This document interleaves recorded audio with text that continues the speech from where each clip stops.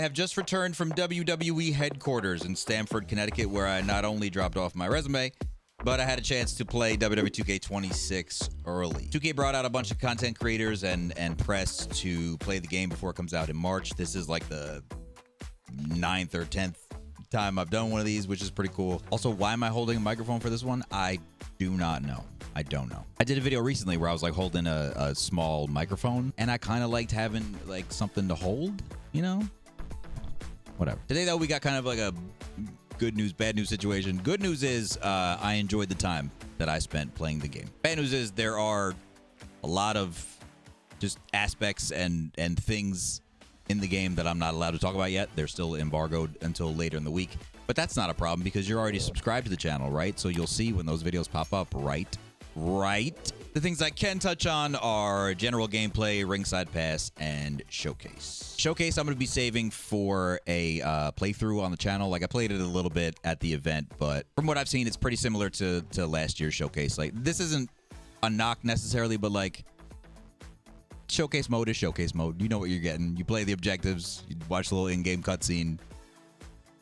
On to the next. This year they added like that Gauntlet mode where you can play as either like Punk or AJ and run through all the opponents back to back to back to back to back if you don't want to do the objectives and cutscene stuff, which was a interesting choice. I don't really think it needed that, but like I said, showcase is showcase. You pretty much know where you're getting. The ringside pass, however, has been a topic of fairly heated discussion from what I have seen and ignored. As you may or may not know, the ringside pass is pretty much 2K's version of a battle pass or you know, a season pass, stuff like that. Feels like every game in the world has one of these now, and as it usually goes, there's a free tier and a premium tier. So the first season of the pass is themed around AAA. This is how you unlock the AAA wrestlers, Vikingo, Mr. Iguana, etc. So the free tier has stuff like Legends, Ringside Pass, XP boosts, arenas, My Faction packs, championships. But the premium tier is where you're going to find the new AAA wrestlers that have been added, Persona cards, the AAA championships, VC to use throughout the game. They really juiced up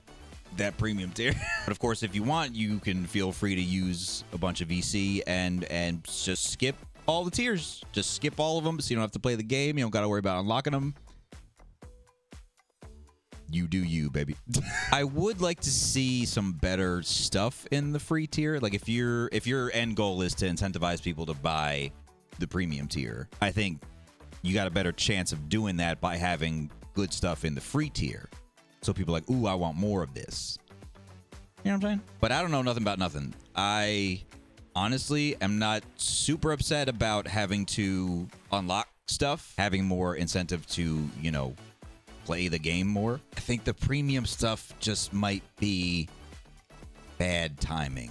If they had left the ringside pass stuff out this year, people would be like foaming at the mouth over this game, I think. All right, let's talk about this gameplay though, because that's really the only thing I can talk about in this video. So I've said a couple times, I think 25 is probably the best one since, you know, the 20 debacle, and 26 feels like it could match or possibly pass 2K25. One kind of nitpicky thing that bugs me a little bit is that I feel like the HUDs and the menus just keep looking the same. Obviously, when a game comes out like on a yearly basis, there's only a certain amount of things that are going to be able to change. Like the core gameplay is not going to be completely different, but like I would like a different looking HUD or main menu or something. Oh, I will say, so the HUDs are a little bit different because they added like a little bit of a stamina system this year with a little purple bar. Wasn't sure how I was going to feel about it, but I kind of like it for now.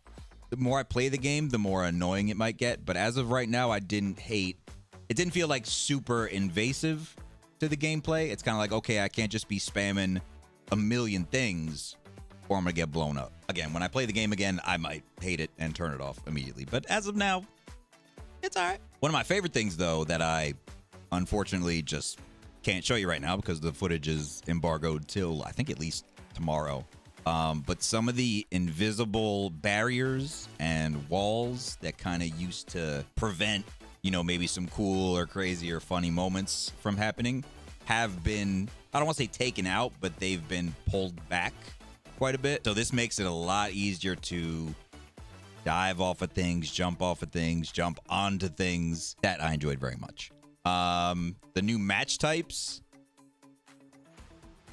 Hold on. When can I talk about the match types? Oh, tomorrow. Okay. Never mind. I bet IGN can talk about it.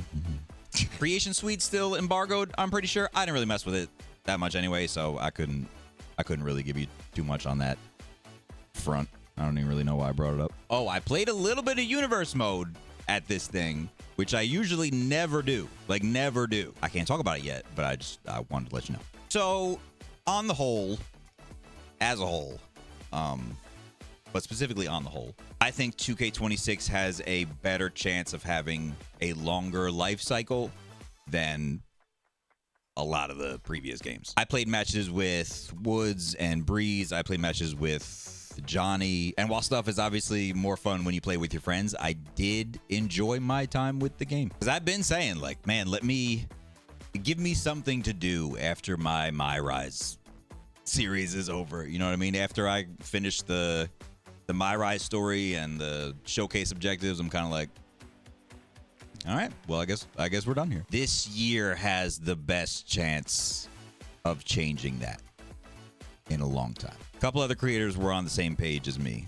with that. This could be the year where we get a little more juice out of it than we usually do.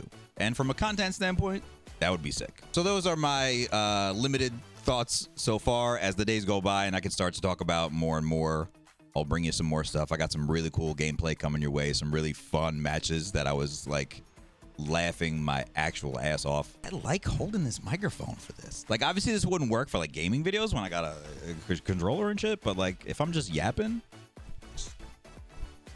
it just feels so natural. Anyway, new 2K season is upon us. Thank you guys for rocking with me for a godforsaken decade and change or whatever, how long it's been. I don't know, whatever. Thank you guys. Love y'all. I'll see you soon. Peace.